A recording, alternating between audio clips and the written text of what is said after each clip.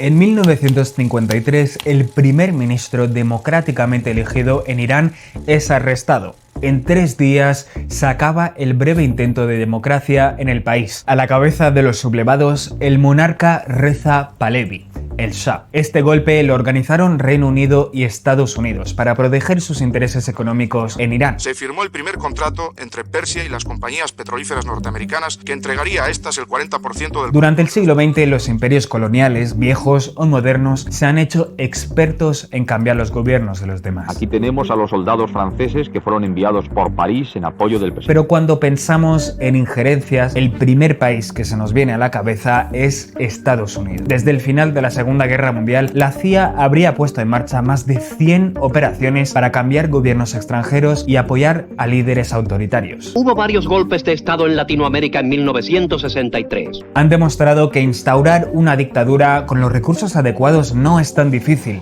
Deshacerse de una es otra historia. Regime change? Yes. Oh no, I think we would love to see the regime there change. En los últimos años, Estados Unidos se ha gastado miles de millones de dólares en intentar acabar con regímenes como los de Cuba, Irán y Venezuela. Decades of deceit and cruelty have now reached an end. E instalar democracias afines en muchos otros lugares del mundo, sin grandes resultados. Y eso porque los regímenes autoritarios están diseñados para sobrevivir a las sanciones, a las injerencias y a la calle. E incluso cuando cae el dictador, no siempre significa que caiga la dictadura. Algo que sí sabemos es que el colapso de un régimen autoritario no garantiza el surgimiento de la democracia, ¿no? Puede perfectamente ser reemplazado por otro régimen igualmente autoritario o peor. Entonces, ¿cómo se acaba con una dictadura? ¿Intervención, revolución o ambas?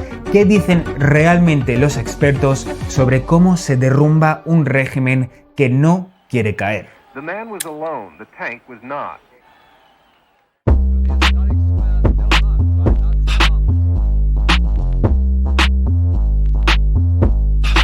Cuando pensamos en dictaduras surgen varias imágenes: los desfiles militares, la propaganda, la estética sofisticada y por supuesto el dictador.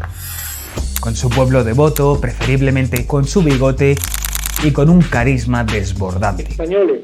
Aunque eso ya es más opinable.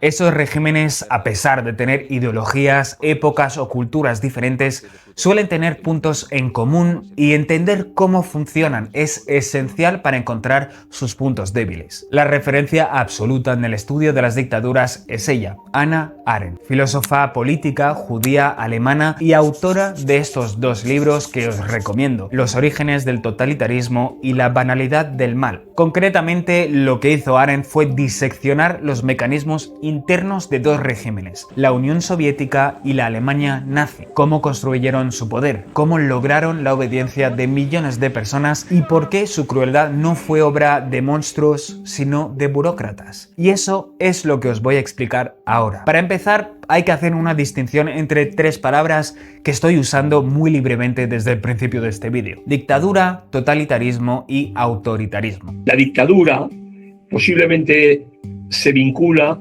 a algo que se produce en torno a un individuo, y entonces hablamos de dictaduras personales, o a un clan familiar.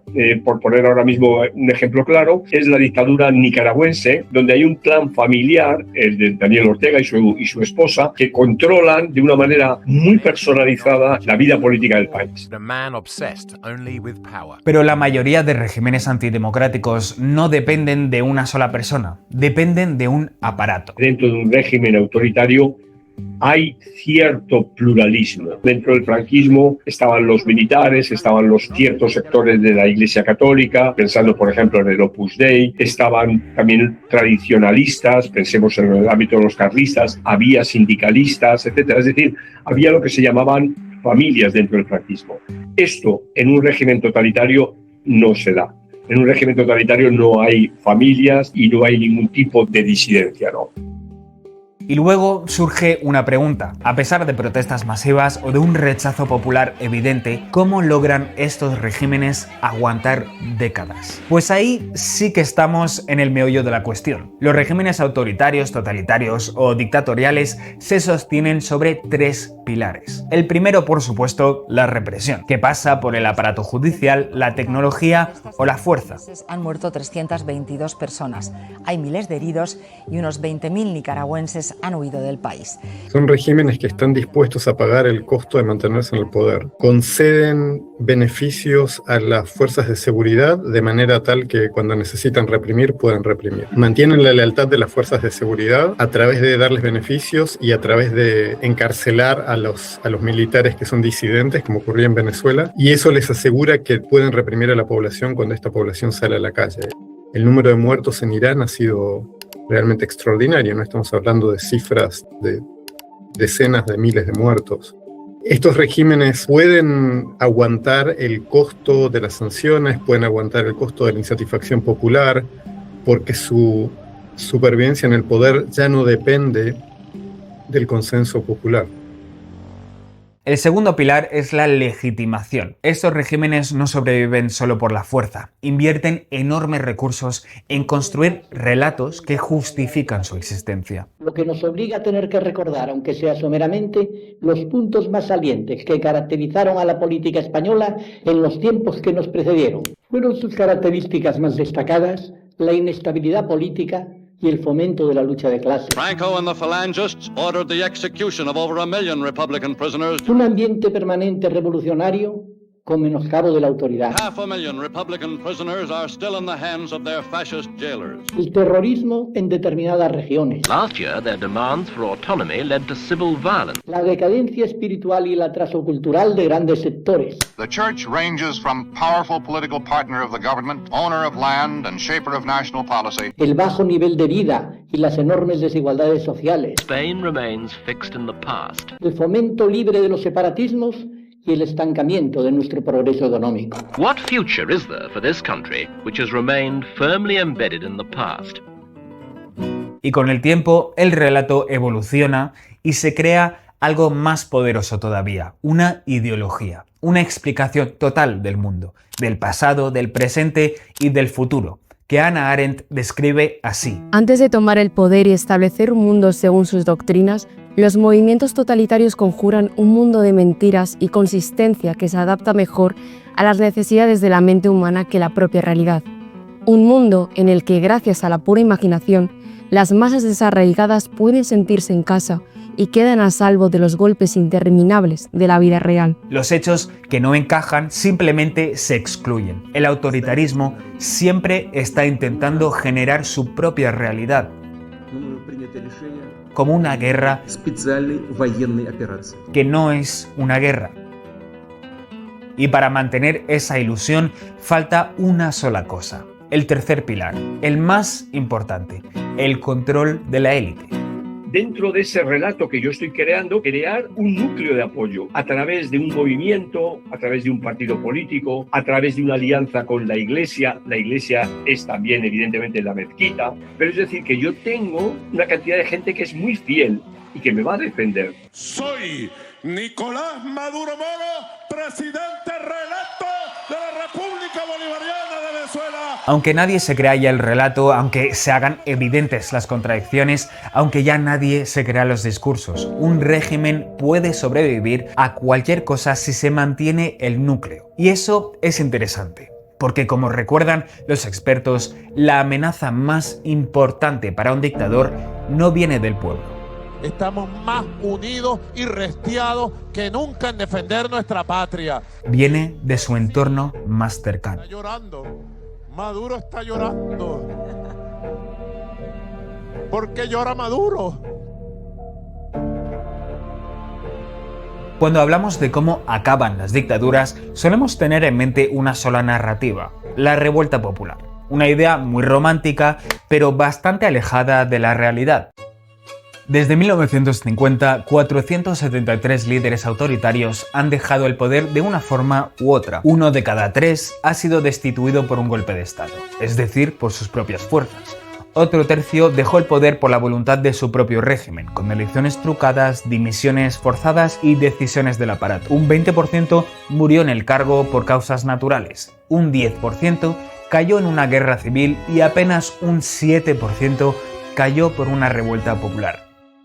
Primera observación, parece que una toma del poder directamente desde abajo es la excepción, no la regla. La segunda observación es que el punto débil de un régimen está en la cúpula. Es la que decide si el sistema continúa o desaparece. Una vez que la cúpula deja de estar unida, el sistema entero colapsa. Por eso, desde el exterior, la primera respuesta siempre es la misma: aumentar la presión económica sobre esa élite. Las sanciones están golpeando fuerte a la economía rusa, defendía Ursula von der Leyen. Las sanciones tienden a ser poco eficaces, las sanciones económicas en general, porque lo que estos regímenes represivos hacen es que transfieren el costo económico y social de las sanciones a la población. Es la que tiende a sufrir el costo de las sanciones. La élite de poder del régimen está mucho más protegida porque los pocos recursos que quedan se utilizan para garantizar la lealtad de las fuerzas de seguridad y la lealtad del liderazgo del régimen. Entonces, por esto es que las sanciones erosionan la base económica del régimen, pero no necesariamente erosionan su estabilidad, porque el régimen sigue manteniendo la capacidad de reprimir una población que ahora está más debilitada porque sus condiciones económicas de supervivencia son cada vez peores. Y más allá de las sanciones, hemos visto el resurgimiento de algo más radical: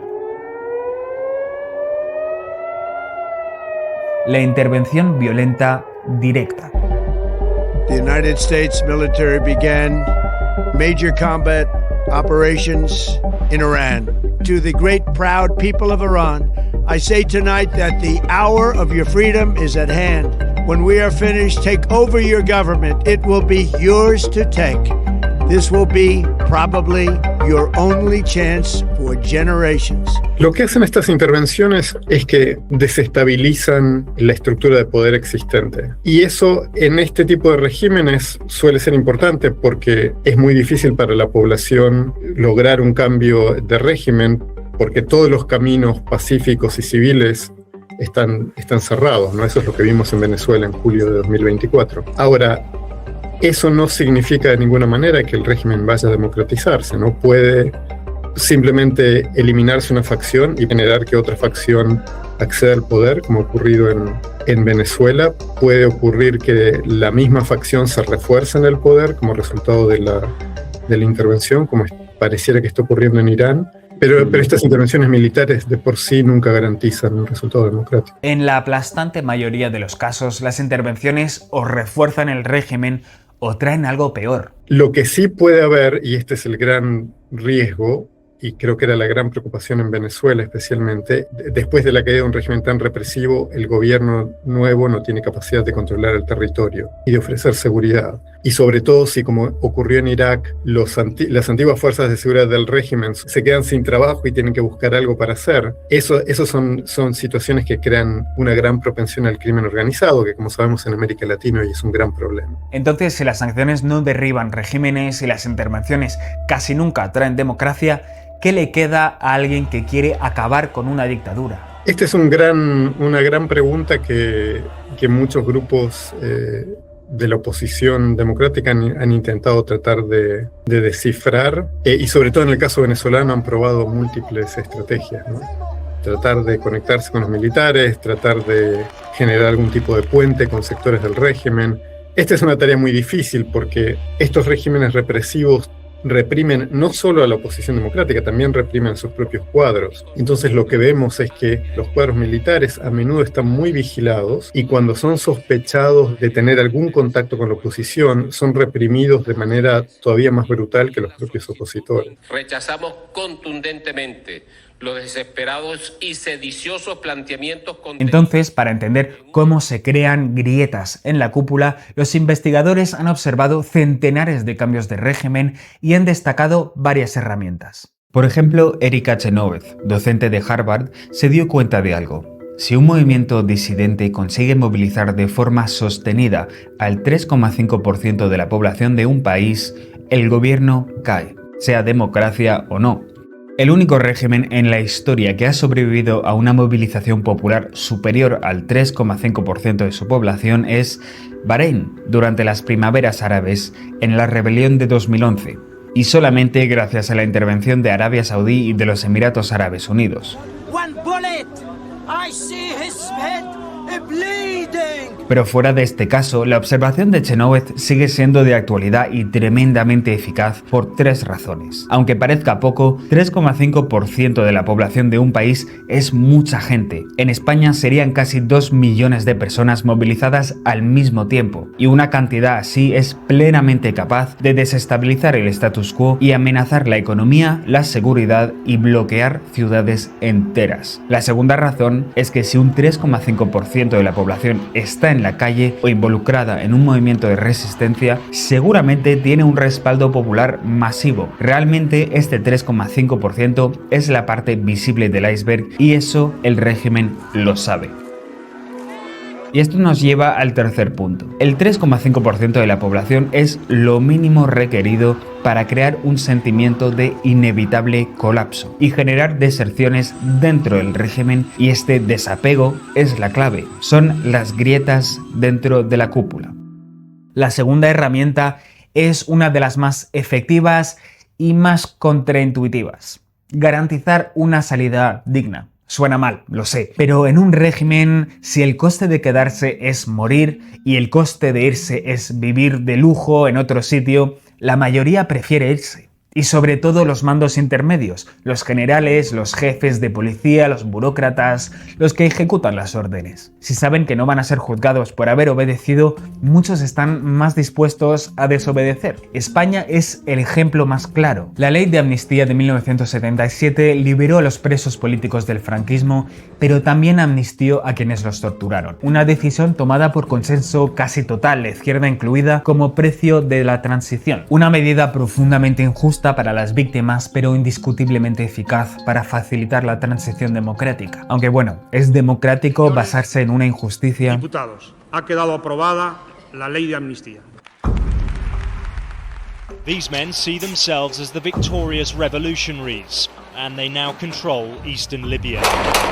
Otra palanca es el uso de la violencia. Lo primero que hay que dejar claro desde el principio es que las protestas no violentas son más eficaces para movilizar apoyos que las protestas violentas. Concretamente, empezar por la violencia lleva casi siempre al fracaso, aumenta masivamente el riesgo de guerra civil, lleva a una represión ultraviolenta y aleja a la mayoría de la población, incluso cuando está descontenta. La violencia excesiva es una trampa. Un movimiento demasiado agresivo siempre acaba aislado e incluso puede llegar a reforzar el régimen con el que quiere acabar. Encima, cuanto más violenta es la caída del régimen, menos probable es que la democracia siga. Pero eso no significa que la violencia sea absolutamente inútil. Realmente la clave es tener un contexto de protesta no violenta muy amplio y en ese contexto algunas protestas violentas. La idea es usar la violencia excepcionalmente como símbolo de determinación, lo que puede generar apoyo dentro de la población general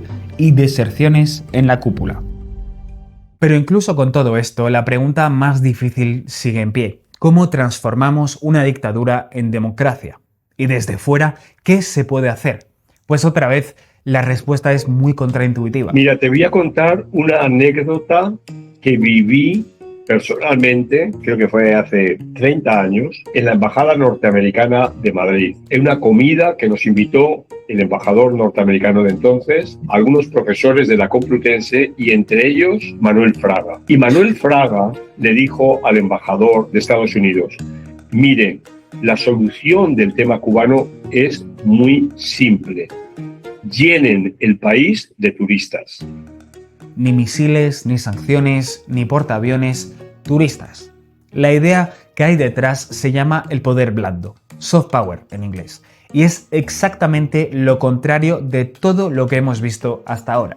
Es el poder de que a través del turismo la gente, los cubanos, la gente que vive en la isla, ve otras realidades, va cambiando poco a poco, va surgiendo un cuentapropismo. Si tú tienes eso y tú tienes una política abierta y coordinada con la Unión Europea, etcétera, tú puedes conseguir cambios.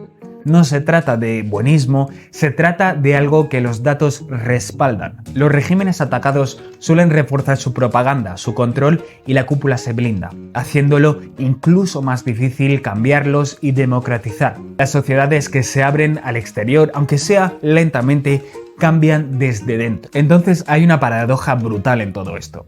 Las herramientas más duras, las sanciones, las intervenciones, castigan sobre todo a la gente que ya sufre, justamente a los que podrían provocar un cambio real. Y las herramientas más blandas, el contacto, el intercambio, la apertura, son las que más incomodan a los regímenes porque son las que obtienen más resultados. El acuerdo nuclear iraní de 2015 es un manual de soft power. Obama no detuvo el programa nuclear iraní con sanciones ni amenazas militares. Lo hizo ofreciendo algo: alivio económico a cambio de límites verificables, sin un disparo, con inspectores internacionales sobre el terreno e incluso destruyendo gran parte del material nuclear iraní. Y de hecho, esa iba a ser la estrategia con Cuba: forzar la apertura de la isla, incorporar Cuba a la economía global y poco a poco desactivar al régimen cubano desde dentro. Todas estas herramientas no son una receta mágica, pero sí aumentan la probabilidad de que una transición democrática sea exitosa.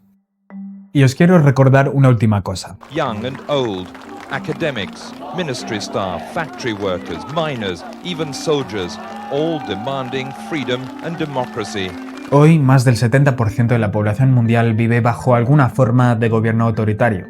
En 20 años, este porcentaje ha aumentado de manera muy preocupante. Hoy existen más regímenes autoritarios que democracias. More civilians died as tanks fired at unarmed civilians in the streets. Some people tried to fight tanks with their hands. El camino hacia la dictadura es una cuesta abajo, se cae muy rápido. Lo complicado es volver a subirla. Pero nunca, nunca es imposible. But amazingly, people were still defying the army today.